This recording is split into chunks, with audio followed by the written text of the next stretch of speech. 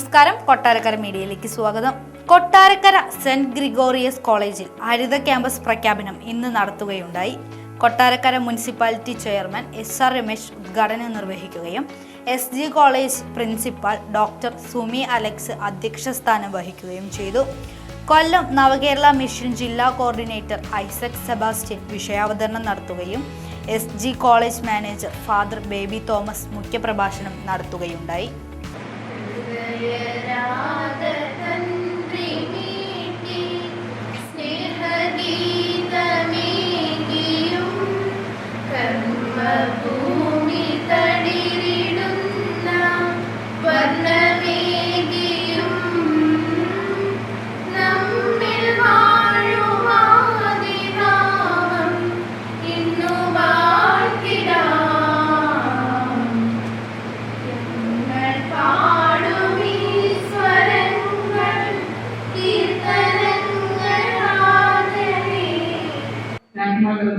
പ്രവർത്തിച്ച് ഞങ്ങൾ ചിലർ അന്ന് മനസ്സിൽ പറഞ്ഞു, അല്ലെങ്കിൽ പരസ്പരം പറഞ്ഞു, എന്നാണ് നമ്മുടെ കോളേജിനെ ഇതുപോലെ ഒരു ഹരിത ക്യാമ്പസായി പ്രഖ്യാപിക്കാൻ നമുക്ക് സാധിക്കുന്നതായിരുന്നു.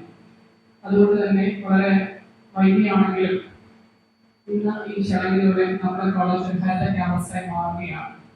നമ്മുടെ സർക്കാരിന്റെ നവകേരള സൃഷ്ടിയുമായി ബന്ധപ്പെട്ട് പ്രധാനമായും 4 പദ്ധതികളാണ് ഒരു തുടക്കം കുറിച്ചത്. ഒന്ന് ഹരിത കേരളം, 2 പൊതുവിദ്യാഭ്യാസ മായി ബന്ധപ്പെട്ടത്, ആർദ്രം ലൈഫ്. ഇങ്ങനെ വിവിധ പദ്ധതികളിൽ വളരെ നന്നായി പ്രവർത്തിക്കുന്ന ഒരു പദ്ധതിയാണ് ഹരിത കേരളം. ബഹുമാനപ്പെട്ട NSS കോർഡിനേറ്റർ സൂചിപ്പിച്ചതുപോലെ കോളേജിൽ പലതരത്തിലും പല സന്ദർഭങ്ങളിലും ഹരിത കേരള മിഷന്റെ ആളുകളിലൂടെ വരികയും ഈ കോളേജിലെ ക്യാമ്പസിലെ മാലിന്യ നിർമ്മാർജ്ജനവുമായി ബന്ധപ്പെട്ട നിർദ്ദേശങ്ങൾ നൽകുകയൊക്കെ ചെയ്തു പോയിരുന്നു.